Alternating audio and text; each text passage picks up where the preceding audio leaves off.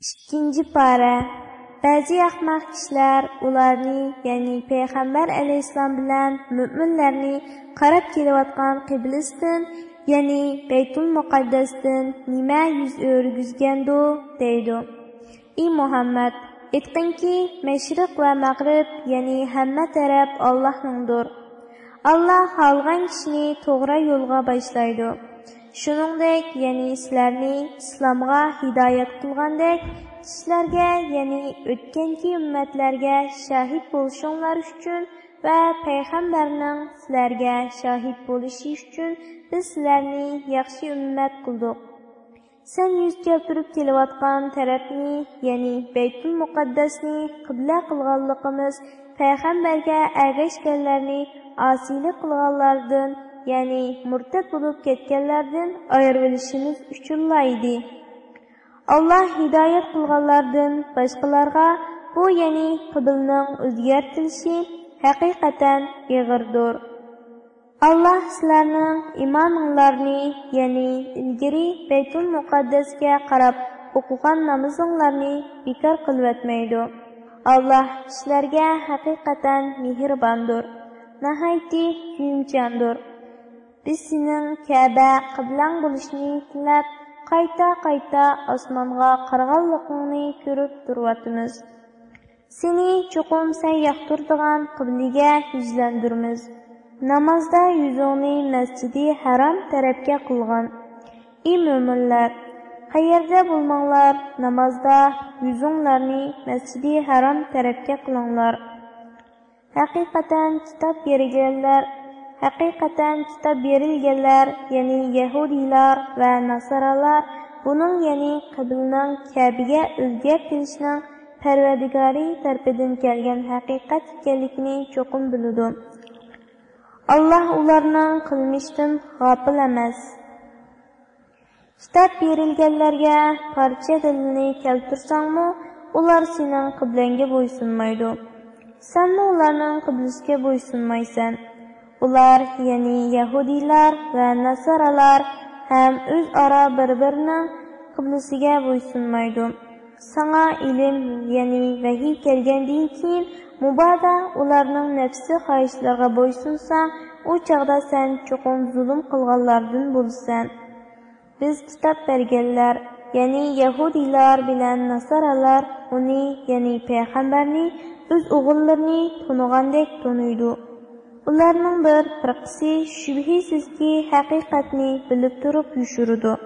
Haqiqatan Allah tarafidan kelgandir. Hargiz shak keltirguchilardan bo'lmagan. Har ummatning yuz keltiradigan tarafi, yani qiblasi bor. Ey mu'minlar, yaxshi amallarni qilishga oldiranglar. Qayerda bo'lmanglar, qiyomat kuni Allah hammanglarni hisob uchun yig'adi. Allah haqiqatan hamma narsaga qodirdir. Qayerdan safarga chiqmagan namozingda yuzingni Masjidi Haram, yani Ka'ba tarafga qilgan. Bu haqiqatan Parvardigoring tarafidan kelgan haqiqatdir. Kishilar, yani Yahudilar va mushriklarga sizlarga qarshi dalil isbot bo'lmasligi uchun ey Muhammad, safar qilishga qayerdan chiqmagan namozingda yuzingni Masjidi Haram tarafga qilgan. Ey mu'minlar, sizlarmi qayerda bo'lmanglar, namozinglarda yuzinglarni Masjidi Haram tarafga qilinglar.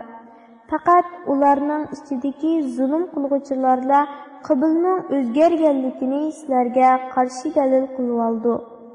Ular, yani zolimlardan qo'rqmanglar. Mening amrimni tutish bilan mendan qo'rqinglar. Qiblani o'zgartirishga amr qilishim sizlarga bergan ne'matimni kamolatga yetkazishim uchun va to'g'ri yo'lda bo'lishinglar uchundir.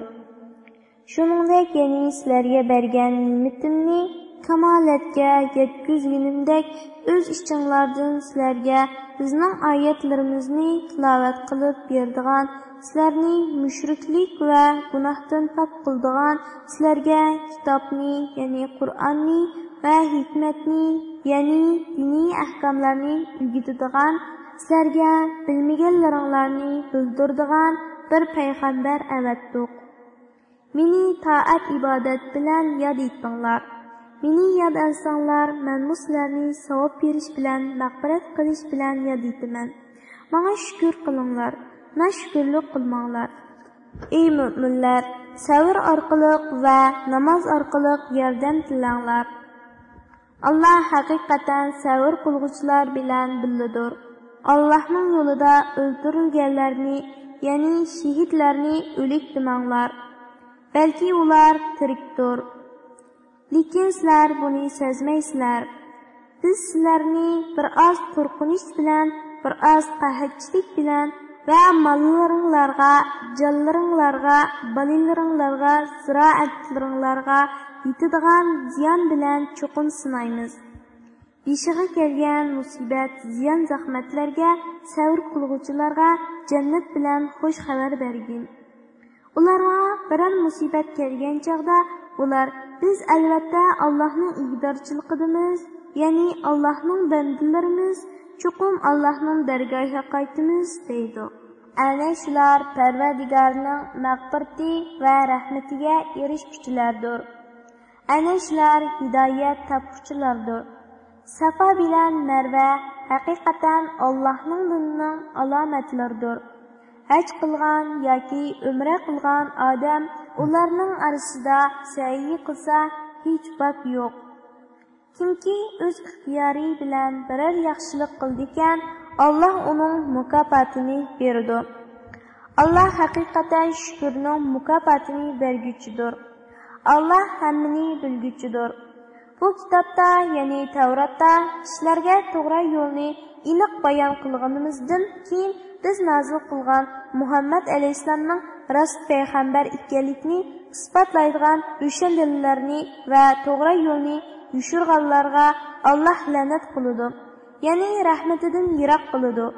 La'nat qilguvchilar, ya'ni farishtalar va mu'minlarmi ularga la'nat qiladi. Faqat tavba qilganlar, amalini tuzatganlar, Yahudilarning Tavrat ahkomlarini yushirganlarni bayon qilganlarla buningdan mustasno. Ana shularning tavbasini qabul qilaman. Men tavbani bekmi qabul qilguvchidirman. Nahiyati mehribondirman. Shubhisizki kafir bo'lib, kafir peti o'lganlar bor. Ana shular chuqum Allohning, farishtalarning va insonlarning hammasining la'natiga uchraydi. Ular do'zaxda mangu qoladi. Ulardan azob yengiltilmaydi. Ularga beriladigan azob kechiktirilmaydi. Sizlarning ilohinglar bir ilohdir. Uningdan boshqa hech ma'bud barhaq yo'qdir. U nihoyatda shafqatlidir, nihoyatda mehribondir. Osmonlarning va zaminning yaratilishida, kecha bilan kunduzning navbatlashishida, kishilarga foydali narsalarni ilib dengizda uzib yurgan kimlarda, Alloh bulutdan yog'dirib bergan o'lgan zaminni tirildiradigan yomg'irda, yer yuziga tarqatayotgan hayvonotlarda, shamol yo'nalishlarining o'zgarib turishida, osmon zamin orasida bo'ysundirilgan bulutlarda tushunadigan kishilar uchun albatta Allohning birligini ko'rsatadigan dalillar bordir. Ba'zi odamlar Allohdan g'ayrilarni, ya'ni butlarni Allohga sherik qilib oladi. Ularning mo'minlarning Allohni do'st tutgandek do'st tutadi, ya'ni ulug'laydi va ularga bo'ysunadi. Mo'minlar Allohni hammadan bek do'st tutuvchilardir. Zolimlar qiyomat kuni o'zlariga tayyorlangan azobni ko'rgan chaqda butun kuch-quvvatni Allohga mansub ekanligini va Allohning azobining qattiq ekanligini kashki bilsaydi, dunyoda Allohga sherik keltirganliklariga haddidan ziyoda pushaymon qilibdi. Ayni vaqtda agashtiruvchilar azobni ko'rib, agashuvchilardan ado juda bo'ladi. Ularning o'zaro munosabati, ya'ni dunyodagi do'stligi uziladi. Agashuvchilar kashki bizlarga dunyoga qaytishga bo'lsaydi, ular bizdan ado juda bo'lgandek, biz ulardan ado juda bo'latdik, deydi. Allah ularga yomon ishlarning hasrat bo'lganligini mushundoq ko'rsatdi. Ular do'zaxdan chiqmaydi. Ey insonlar, yer yuzidagi halol pokiz narsalardan yanglar. Shaytonning yo'liga ergashmanglar, chunki shayton sizlarga ochiq dushmandir. Shayton sizlarni haqiqatan yomonliklarga, qabih gunohlarga va Alloh nomidan yolg'ondan Alloh sizlarga halol qilgan narsalarni harom deb va harom qilgan narsalarni halol deb sizlar bilmaydigan narsalarni aytishga buyuradi. Har qachon ularga, ya'ni mushriklarga Alloh nozil qilgan narsaga, ya'ni Alloh payg'ambarga nozil qilgan vahiyga, Qur'onga ergashinglar deyilsa, ular yo'q, ata-buvlarimizdan qolgan dinga ergashimiz deyishidi. Ata-buvlari hech narsani tushunmagan va to'g'ri yo'lda bo'lmagan tursa, yana ularga ergashamdi. Kafirlarning hidoyatga da'vat qilguvchi xuddi ma'nosini tushunmay tavushni va nidonila anglaydigan chahar paylarni chaqirgan odamga o'xshaydi. Kafirlar haqni anglashdan g'astur, haqni so'zlashdan g'achdir, haqni ko'rishdan ko'rdir. Ular vaz nasihatni tushunmaydi. Ey mu'minlar, biz sizlarni rizqlantirgan halol narsalardan yanglar. Agar Allohga ibodat qiladigan bo'lsanglar, Allohga, ya'ni Allohning haddi-hisobsiz ne'matlariga shukr qilinglar. Allah sizlarga o'zi o'lib qolgan hayvonni, qonni, cho'chqa go'shini, Allohdan g'ayrining, ya'ni butlarning nomi aytilib bo'g'izlangan hayvonni yeyishni harom qildi. Kimki o'z ixtiyoricha emas, ilojsizlikdan yuqorqi harom qilingan narsalardan hayotini saqlab qolgudek esa, uningga hech gunoh bo'lmaydi. Haqiqatan Alloh nihoyatda mag'firat qiluvchidir, nihoyatda mehribondir. Allah kitobda, ya'ni Tavratda nozil qilgan narsalarni yushiradigan va uni ozgina pulga sotadiganlarning qarniga yegini faqat o'tdir. Chunki ularning yegan shu harom mili ularni do'zaxga ilib boradi. Qiyomat kuni Alloh ularga ularni xo'shal qilgan so'z qilmaydi. Ularni gunohlaridan poklamaydi. Ular qattiq azobga duchor bo'ladi. Ana shular hidoyatni gumrohlikqa, mag'firatni azobga, ya'ni jannatni do'zaxga tegishdi. Ular do'zax azobiga nima degan chidamliq? Bu qattiq azob shuning uchunki, Alloh haqiqatan haq kitobni, Tavratni nozil qildi. Ular Tavratdagi narsalarni yushirdi va o'zgartirdi. Kitob to'g'risida ixtilof qiluvchilar cho'nqur nizodidir. Sizlarning kun chiqqan va kun botgan tarafga yuz keltirishinglarning o'zlar yaxshi amalga yetmaydi. Balki Allohga, oxirat kuniga, farishtalarga, kitobga, ya'ni Alloh nozil qilgan kitoblarga, payg'ambarlarga iymon keltirish, Allohni suyish yuzidan qish aqarbolarga, yetimlarga, miskinlarga, ibn sabiylarga, ya'ni pul millidan aloqasi uzilib qolgan musofirlarga, sayinlarga va qullarning ozodlikqa erishishiga pul mol yordam berish, namoz o'qish, zakot berish, ahdga vafo qilish, yo'qsizlikqa, kasallikka va Allohning yo'lida qilingan urushga bardoshlik berish yaxshi amalga kirdi. Ana shular, ya'ni yuqorqi sifatlarga ega kishilar iymonida rostchil odamlardir. Ana shular taqvodor odamlardir. Ey mu'minlar, o'ltirilganlar uchun qisos ilish sizlarga farz qilindi. Hur odam uchun hur odamdan, qul uchun quldan, ayol uchun ayoldan qisos ilinadi. Qatil uchun diniy qarindoshi tarafidan bir narsa kechirim qilinsa, ya'ni o'ltirilguchining egisi qatildan diyat ilishga rozi bo'lib, qisos ilishdan voz kechsa, u jinoyatchidan diyatni chiroyliqcha talab qilishi lozim. Jinoyatchimi diyatni yaxshilikcha, ya'ni kechiktirmasdan, kamaytirmasdan to'liq berishi lozim. Bu hukm Parvardigoringlar tarafidan sizlarga berilgan yeniklikdir va rahmatdir. Shuningdan keyin, ya'ni diyatni qabul qilgandan keyin chekidan eshib ketgan, ya'ni qatilni o'ltirgan odam qattiq azobga duchor bo'ladi. Ey aql egilari, sizlarga qisosda hayotlik bor. Ya'ni kishi birovni o'ltirgan taqdirda o'zining o'ltirilganligini bilsa, u odam o'ltirishdan yonadi. Şunun bilan uning o'zimi u o'ltirmoqchi bo'lgan odammi o'lishdan saqlanib qoladi. Nahaq qon to'kishdan saqlanishinglar uchun qisos yo'lga qo'yildi. Agar sizlardan biraylan o'lish oldida ko'p mol qoldirsa, uning ota-onasiga va xish aqrabolarga odillik bilan vasiyat qilishi taqvodorlarning o'tashga tegishli burchi ustida farz qilindi. Vasiyatni olgandan keyin kimki uni o'zgartirgan, uning gunohi o'zgartganlarga yuklandi.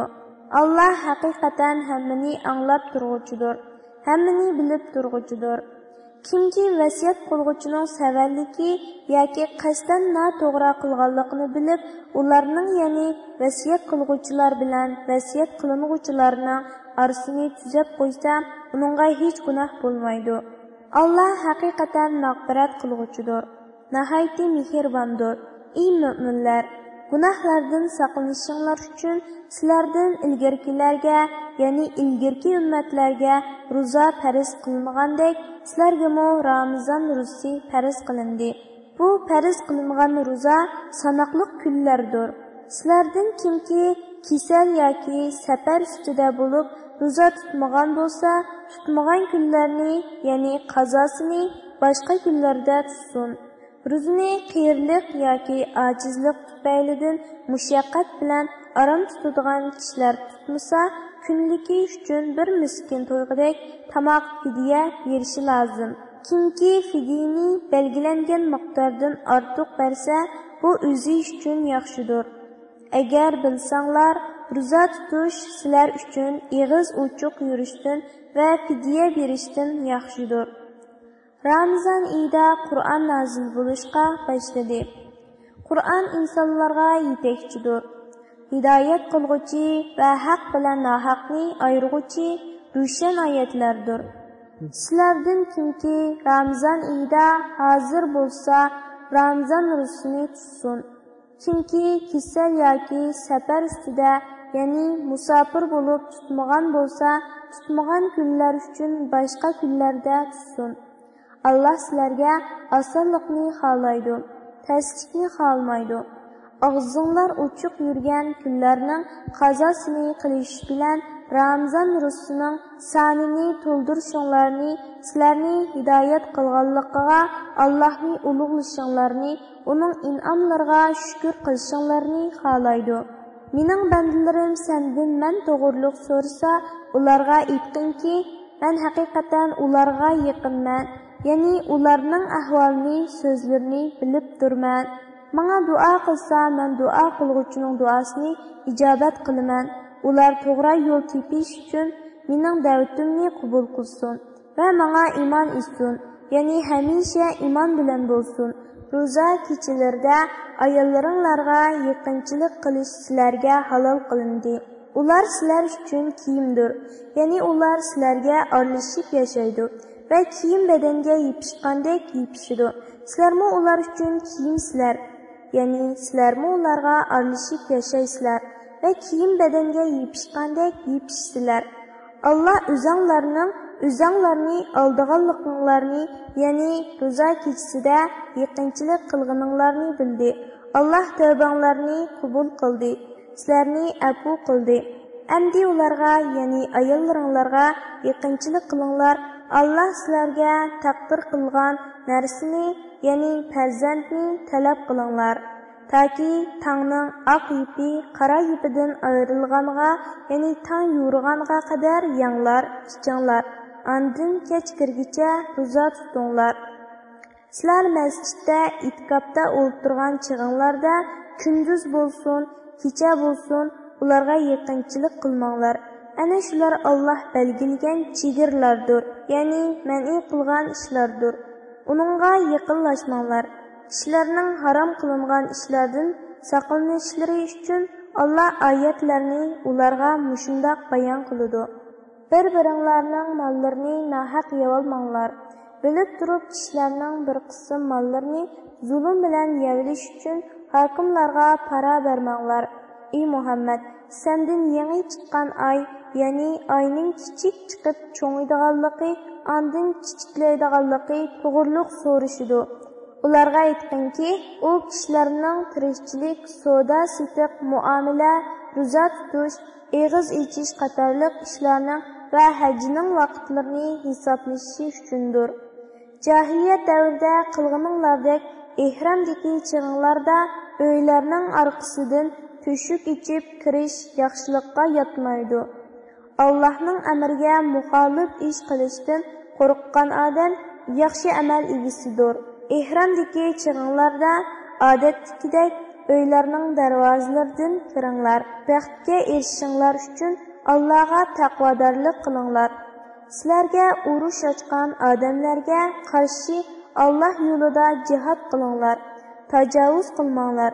Tajovuz qilguvchilarni Alloh haqiqatan do'st tutmaydi. Ularni, ya'ni mushriklarni, ular haramda bo'lsin, boshqa yerda bo'lsin, urush harom qilingan oylarda bo'lsin, uchratgan yerda o'ldiringlar. Sizlarni yurtlaringlardan, ya'ni Makkadan chiqarib etgandek, sizlarmi ularning yurtidan chiqarib etinglar. Ziyonkashlik qilish urushdanmi yomondir. Taki ular o'zlari urush atmag'icha Masjidi Harom atrofida ular bilan urush qilmanglar. Agar ular Masjidi Harom atrofida o'zlari urush olsa, ularni o'ltiraveringlar. Kafirlarning jazosi shundoq bo'ladi. Agar ular urushni to'xtatsa, sizlarmi urushdan qo'l yig'inglar. Alloh tavba qilguvchilarga haqiqatan mag'firat qilguvchidir, nihoyatda mehribondir. Taki ziyonkashlik tugagan va Allohning dini yo'lga qo'yilganiga qadar ular bilan urushinglar. Agar ular urushni to'xtatsa, zulm qilguvchilardan boshqalarga dushmanlik qilishga bo'lmaydi. Urush harom qilingan oy, urush harom qilingan oyga tangdir. Ya'ni urush harom qilingan oylarda dushmaninglar sizlarga chiqilsa, shu oylarda sizlarmi ularga chiqilsanglar bo'ladi. Hurmati saqlanishga tegishli narsalar tang barobardir. Ya'ni hurmati saqlanishga tegishli narsalarni boshqalar dafsanda qilsa, intiqom olish ustidan sizlarmi ularni dafsanda qilsanglar hech yomoni yo'q. Birov sizlarga qanchalik chiqilgan bo'lsa, sizlarmi uningga shunchalik chiqilinglar. Allohga taqvodorlik qilinglar. Bilinglarki, Alloh taqvodorlar bilan birgadir. Allohning yo'lida pul-mol sarf qilinglar. O'zinglarni halokatga tashlamanglar. Ehson qilinglar. Ehson qilguvchilarni Alloh haqiqatan do'st tutadi. Haj bilan umrani Alloh uchun to'liq o'rinlanglar. Agar dushman yoki kasallik sababidan hajni yoki umrani ado qilishda to'sqinlikqa uchrasanglar, u holda nima o'ng'ay bo'lsa, ya'ni tuga, kala, qo'ydan nimani topa olsanglar, shuni qurbonlik qilinglar. Qurbonlik qilinadigan mol joyiga, ya'ni belgilangan joyga yetmaguncha beshinglarni tushirmanglar. Sizlardan kimki kasal, ya'ni chechini tushirsa, ziyon qiladigan kasal yoki beshida illat, ya'ni bosh og'riqi, pitqa o'xshashlar bo'lib beshini tushirmasa, fidya qilish ustidan 3 kun ro'za tutsin. Yoki 6 miskinga 3 so sadiqa bersin. Yoki biror mol qurbonlik qilsin.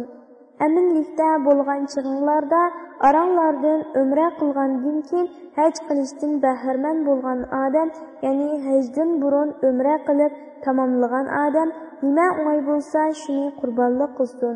Puli yo'qlikdan yoki qurbonlik mol yo'qlikdan qurbonlik mol topolmagan odam haj jarayonida 3 kun ro'za tutsin. Hajdan qaytgandan keyin 7 kun ro'za tutsin. Ularning hammasi 10 kun bo'ladi.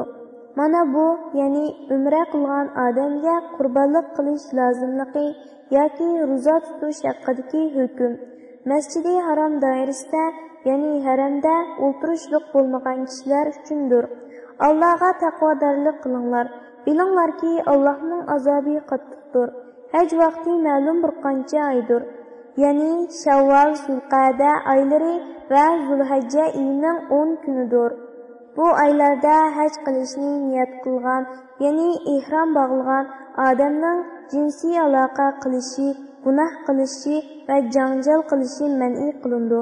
Sizlar qandoqki yaxshi amalni qilsanglar, Alloh uni bilib turadi. Oxirat ustinglar uchun zot rohila ilvilinglar. Eng yaxshi zot rahila taqvodorlikdir. Ey aql egalari, menga taqvodorlik qilinglar. Parvardigoringlardan haj mavsumida tijorat va boshqa ovqat orqali rizq talab qilsanglar, sizlarga hech gunoh bo'lmaydi. Arafatdan qaytgan chig'inglarda Mash'ari haramda, ya'ni Muzdalifada Allohni yod etinglar. Allah sizlarni hidoyat qilganligi uchun uni yod etinglar. Ilgari sizlar haqiqatan gumroh edinglar. Ya'ni Allah sizlarni hidoyat qilishdan ilgari gumrohlar qatorida edinglar.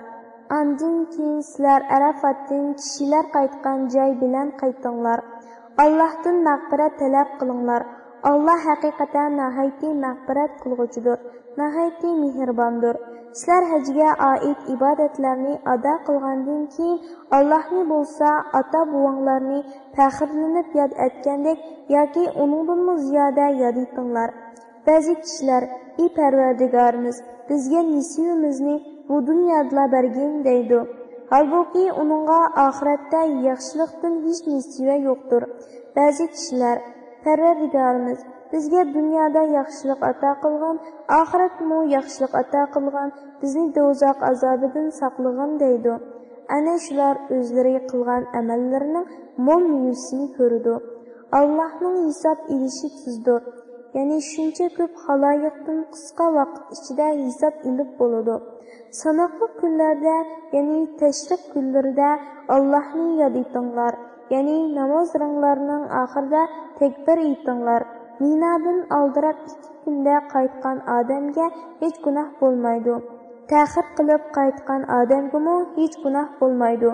Yuqorqi ahkomlar taqvodorlik qilib hajni to'liq ado qilmoqchi bo'lgan odam uchundir. Allohdan qo'rqinglar. Bilinglarki, sizlar hisob uchun Allohning dargohiga yig'ilsizlar. Ey Muhammad, kishilar orasida shundoq odam borki, uning dunyo tirikchiligi to'g'risidagi so'zi seni qiziqtirdi. Lekin u yolg'onchi munofiqdir. U dilidagi narsaga, ya'ni dili boshqa, tili boshqa emasligiga Allohni guvoh qiladi. Halbuki u sana va sana ergashuvchilarga ashaddiy dushmandir. Ko'rinishda u shirin so'zi orqali dindor qiyofatga kirib oladi. U huzuringdan qaytgandan keyin zaminda buzuqchilik qilish uchun va ziroatlarni, hayvonotlarni halok qilish uchun tirishidi. Uning buzg'unchiligi amalda insonlarni halok qilish uchundir. Chunki ziroatlarsiz va hayvonotlarsiz insonlarning yashayolishi mumkin emas. Allah buzuqchilikni yoqtirmaydi. Uningga vaz nasihat qilinib, yomon so'z harakatlaridan qaytib, Allohdan qo'rqqan deyilsa, g'ururi uningga gunoh yuklaydi. Ya'ni haqdan takabburlik bilan bosh tortib, fitna fasodda texmo azvaylaydi. Uningga jahannam yetarlikdir. Jahannam nihoyatda yomon joydir. Ba'zi kishilar borki, ular Allohning rizosi uchun jinini fido qiladi. Qilgan amali bilan faqat Allohning roziligini tilaydi. Alloh bandalariga to'liq marhamatlidir. Ey mu'minlar, islom diniga butunlay kiringlar. Ya'ni islom dinining butun ahkomlariga bo'ysuninglar. Ba'zi ahkomlarga amal qilib, ba'zi ahkomlarni tark etmanglar. Shaytonning yo'llariga va ig'vosiga ergashmanglar. Shayton sizlarga haqiqatan oshkora dushmandir. Sizlarga islom dinining haqligini ko'rsatadigan ro'shan dalillar kelgandan keyin to'g'ri yo'ldan tiyib kelsanglar, bilinglarki, sizlar jazonisizlar. Chunki Alloh g'olibdir. Ya'ni sizlardan intiqom olishdan ojiz emasdir. Hikmat bilan ish qilg'uchidir. Ular, ya'ni islomga kirishni tark etganlar, faqat Allohning qiyomat kuni xaloyiqning orasida hukm chiqarish uchun bulut parchalari ichida kelishni, farishtalarning kelishini va xaloyiqning orasida hukm chiqarilib, bir guruh jannati, bir guruh do'zaxi bo'lib ayrilishi bilan xaloyiqning ishining bitishini kutamdi. Bandalarning hamma ishi Allohga qaytarildi. Ey Muhammad, İsrail avlodidan so'rag'inki, biz ularga naqadar ko'p ro'shan dalillarni ato qildik. Kimki Allohning ne'matiga erishgandan keyin uni kufrlik qilib o'zgartirsa, Alloh uningga azob qiladi. Allohning azobi haqiqatan qattiqdir. Kafirlarga dunyo tirikchiligi chiroyli ko'rsatildi.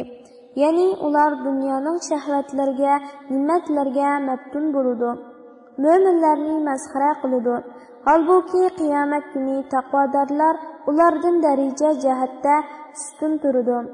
Allah xohlagan kishiga hisobsiz rizq beradi. İnsanlar dastlabda bir ummat, ya'ni haq dinda edi. Keyin ularning ba'zisi iymon etib, ba'zisi iymon etmay ixtilof qilishdi. Allah mo'minlarga jannat bilan xush xabar berguchi, kufrlarni do'zaxdan ogohlantirguchi payg'ambarlarni avatdi. Allah kishilarning ixtilof qilishgan narsalari ustida hukm chiqarish uchun ularga haq kitobni nozil qildi. Faqat kitob berilgan kishilarla o'zlariga ro'shan dalillar kelgandan keyin o'zaro hasad qilishib, ya'ni kafirlar mo'minlarga hasad qilib, kitob to'g'risida ixtilof qilishdi. Allah o'z irodasi bo'yicha mo'minlarni ular, ya'ni gumrohlar ixtilof qilishgan haqiqatga hidoyat qildi. Allah xohlagan kishini to'g'ri yo'lga boshlaydi. Sizlar texi ilgirkilar uchirgan kulfatlarga uchirmay turib jannatga kirishni o'ylamsizlar. Sizlardan ilgari o'tgan mo'minlar ig'irchiliklarga, kulfatlarga uchirgan va cho'chitib o'tilgan edi. Hatto payg'ambar va mo'minlar Allohning bizga va'da qilgan yordami qachon keladi degan edi. Bilinglarki, Allohning yordami haqiqatan yaqindir. Ey Muhammad, senden mallarni qandoq sarf qilsa bo'ldiganligini so'raydi. Aytqinki, mol-mulkinglardan nimani sarf qilmanglar, uni ota-onanglarga, xish aqrabolaringlarga, miskinlarga va ibn sabiylarga sarf qilsanglar bo'ladi. Yaxshilikdan nimani qilmanglar, Alloh uni bilib turadi. Sizlarga jihad farz qilindi. Holbuki sizlar uni yoqtirmaysizlar. Sizlar biror narsani yoqtirmasliklaringiz mumkin. Ama o sizlar uchun foydalidir. Sizlar biror narsani yoqtirishingiz mumkin, ama o sizlar uchun ziyonlidir. Sizlarga nimaning foydali ekanligini Alloh biladi. Sizlar bilmaysizlar. Shuning uchun Alloh buyurganga aldiranglar. Ey Muhammad, ular sendan harom qilingan oyda urush qilishga bo'lamdi deb so'raydi. Aytdinki, bu oyda urush qilish cho'ng gunohdir. Allah'ның yo'lidan to'sish, Allohga kufrlik qilish, Masjidi Haromda ibodat qilishdan to'sish va Masjidi Haromdan aholini haydab chiqarish Allohning dargohida texmo cho'ng gunohdir. Fitna, ya'ni mo'minlarga ziyondoshlik qilish, odam o'ltirishdan qattiq gunohdir. Ular, ya'ni kuffarlar, qo'ldan kelsa sizlarni dininglardan qaytarib etganiga qadar sizlar bilan davomli urushidi. Sizlardan kimki o'z dinidan qaytib kafir ketsa, uning amallari dunyo va oxiratda bekor bo'lib ketadi. Bundaq odamlar ahli do'zaxdir. Ular do'zaxda mangu qolg'uchilardir. Shubhisizki, iymon etganlar, hijrat qilganlar va Allohning yo'lida jihad qilganlar ana shunday kishilar Allohning rahmatini umid qiladi. Alloh nihoyatda mag'firat qilg'uchidir, nihoyatda mehribondir. Ey Muhammad, senden haroq va qimor to'g'risida so'rashdi. Sen ularga, buning har ikkisida cho'ng gunoh va kishilarga ozgina moddiy foydami bor, lekin ulardagi gunoh foydaga qaraganda texmo cho'ng degin. Ular senden nimani sadiqa qilish to'g'riliq so'raydi. Ehtiyojidan ortiqni sadiqa qilinglar degin. Dünya ve ahiretning ishlarini tafakkur qilishinglar uchun Alloh o'z oyatlarini sizlarga shundoq bayon qiladi. Ey Muhammad, ular sendan yetimlar to'g'riliq so'rashidi. Aytdinki, tarbiyalash mollarini o'stirib, ularni tuzash yaxshidir. Ular bilan ularga foydali bo'lgan ravishda aralashib yashanglar. U chaqda, ya'ni ularga qarindoshlarcha muomala qilinglar. Ular sizlarning diniy qarindoshlaringlardir. Alloh yetimlarning ishlarini buzg'uchi va tuzguchini bilib turadi. Agar Alloh xohlasa, sizlarni qiyin ishga taklif qilishi bilan cho'qim jafoga solatdi. Alloh haqiqatan g'olibdir, hikmat bilan ish qilg'uchidir. Ey musulmonlar, Müşrik ayollar iman etmegçe ularni nikohinglarga almanglar. Bir müşrik ayol husn jamoli va mili bilan sizlarni maftun qilgan taqdirdimi mo'min didek albatta uningdan ortiqdir. Müşrik erlar iman etmegçe mo'min ayollarni ularga yotliq qilmanglar. Bir müşrik erlar sizlarni maftun qilgan taqdirdimi mo'min qul albatta uningdan ortiqdir. Ana shular ya'ni müşrik er va ayollar sizlarni do'zaxga chaqiradi. Allah o'z irodasi bo'yicha sizlarni jannatga, mag'firatga chaqiradi. Kishilar pand nasihat olsin deb Allah ularga o'z oyatlarini bayon qiladi. Ey Muhammad, ular sendan hayz to'g'riliq, ya'ni hayzdor ayol bilan jinsiy aloqa qilishniki durustligi yoki durust emasligi to'g'riliq so'raydi.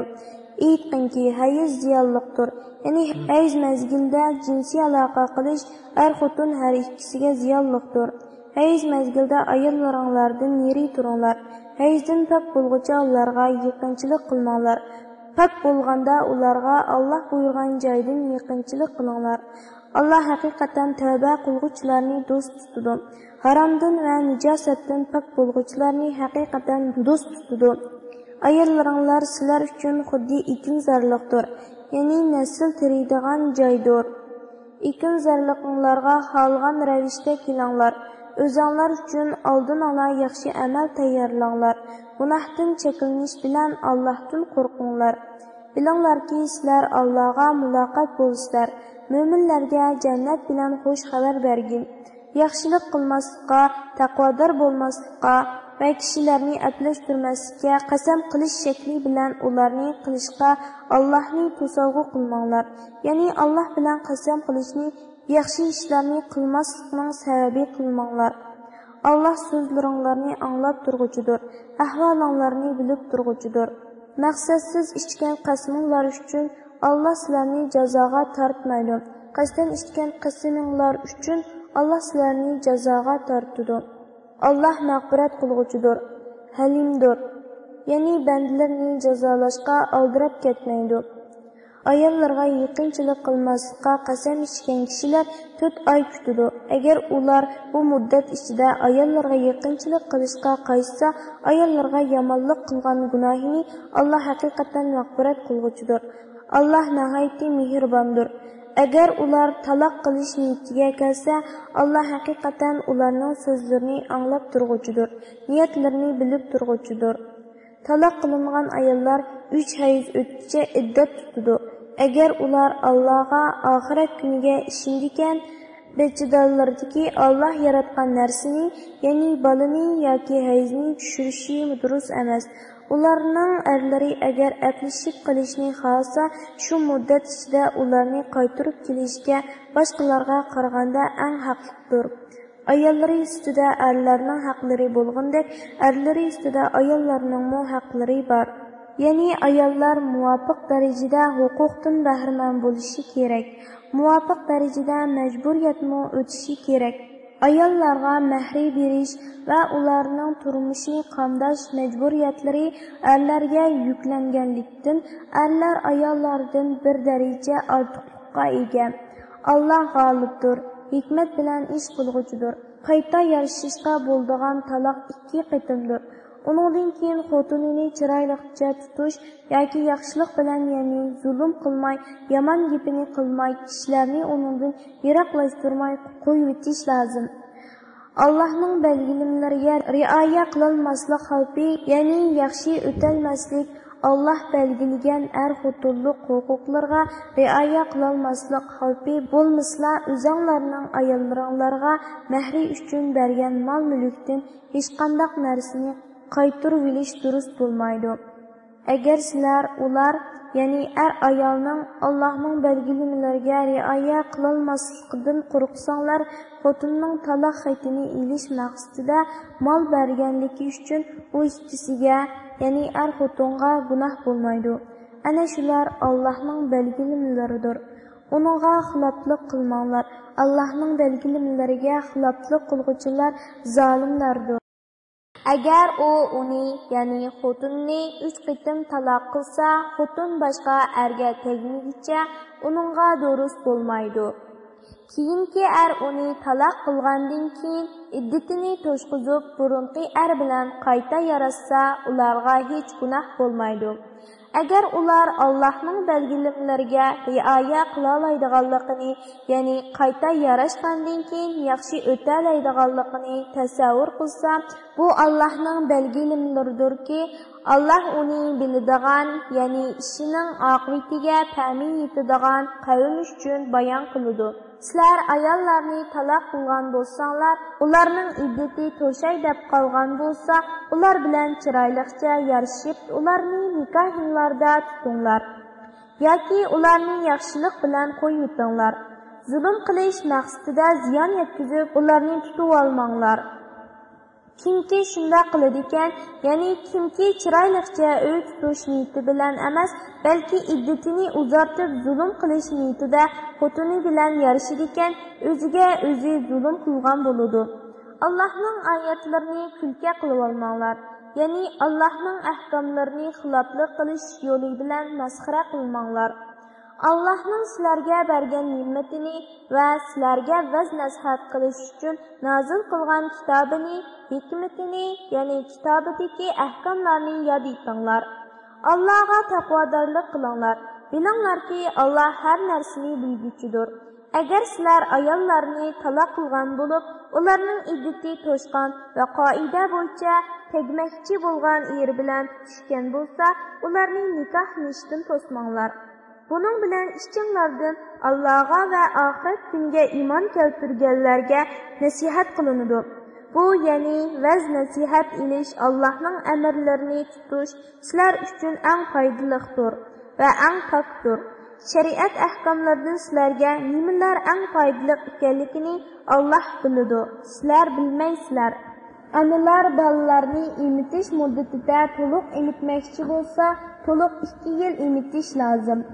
Otalar analarni qoida bo'yicha yemak-ichmak va kiyim-kechak bilan ta'minlab turishi kerak. Kishi faqat qo'lidan keladigan ish qila taklif qilinadi. Onani bolasi sababli ziyon tortqizmaslik, otanimi bolasi sababli ziyon tortqizmaslik lozim. Agar ota o'lib ketsa, uning varisi otaga o'xshash mas'uliyatni, ya'ni ona bo'lg'uchiga nafiqa berish va uning haqlariga rioya qilish qatorliqlarni o'z ustiga olishi kerak. Agar ota-ona kengashib bolani 2 yil to'shmasdan ayirib o'tmoqchi bo'lsa, ularga hech bir gunoh bo'lmaydi. Agar bolalaringlarni inik onalarga emitmoqchi bo'lsanglar, qoida bo'yicha ularning haqqini bersanglarla, sizlarga hech gunoh bo'lmaydi. Allohdan, ya'ni Allohning amriga muxolifatchilik qilishdan qo'rqinglar. Bilinglarki, Alloh sizlarning qilgan amallaringlarni ko'rib turg'uchidir. İşçilarda o'zi vafot bo'lib, ayollari qilib qolgan kishilar bo'lsa, ayollari 4 oy 10 kun iddat tutish lozim. Iddati to'shqandan keyin o'zlari to'g'ri qoida bo'yicha ish qilsa, sizlarga, ya'ni shu ayollarga ig'dorchilik qilguvchilarga hech gunoh bo'lmaydi. Alloh sizlarning qilgan amallaringlardan xabardordir. İddati to'shmagan ayollarga ularni oladiganliklarini bo'rtib o'tsanglar yoki buni dilinglarda yushirin tutsanglar, sizlarga hech gunoh bo'lmaydi. Ularga ig'iz ochadiganliklar Allohga ma'lumdir. Lekin ular bilan yushirin va'dalashib qo'ymanglar. Faqat oshkora aytilsa, kishi hijil bo'lmaydigan muvofiq so'zni qilsanglar bo'ladi. Iddati to'shmog'icha ularni nikohinglarga ilishga bel bog'lamanglar. Bilinglarki, Alloh dilinglardikini bilib turadi. Uningdan, ya'ni Allohning amriga xiloflik qilib jazolanishdan hazar qilinglar. Bilinglarki, Alloh nihoyatda mag'firat qilguvchidir. Allohdan qo'rqib gunohdan cheklanganlarga halimdir. Ya'ni osiylik qilganlarni jazolashga aldirab ketmaydi. Agar sizlar ayollaringlarga yaqinchilik qilmay yoki mahri tayinlamay turib ularni taloq qilsanglar, ya'ni nikohinglarga olgan ayol bilan bir yerda bo'lmagan yoki mahrni muayyanlashtirmagan sharoitda uni qo'yivetsanglar, sizlarga hech gunoh bo'lmaydi. Lekin uningga mut'a, ya'ni belgilik miqdorda pul-mol berishinglar kerak. Ularga narsa beringlar.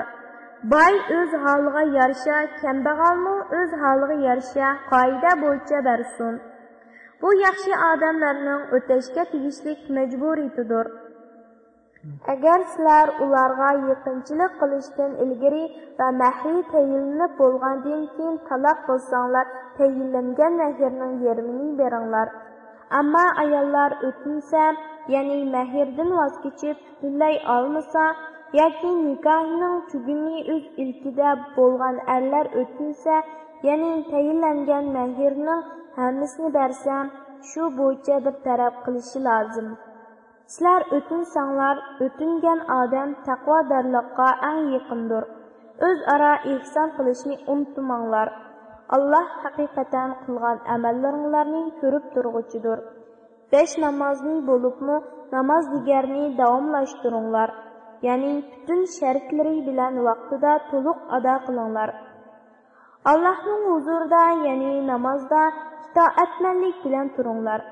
Qo'rqinishda qolganinglarda piyoda yoki uloqliq ketib berib namoz o'qinglar.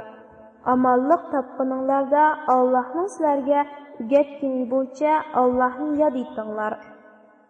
Ya'ni qo'rqinish tugaganda Alloh namozni qandoq o'tashga amr qilgan bo'lsa, to'liq arkonlari bilan shundoq o'tanglar. Sizlarning ichinglarda o'zi vafot bo'lib, ayoli qilib qoldiganlar ularning, ya'ni ayollarning 1 yilgacha yemak, ichmak, kiyim-kechak bilan ta'minlanishni uydan haydab chiqarilmasligini vasiyat qilsin.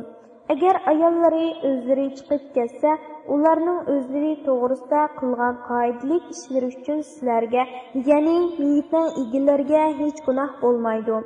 Alloh g'olibdir, hikmat bilan ish qilg'uchidir. Taloq qilingan ayollarga qoida bo'yicha nafiqa berish lozim.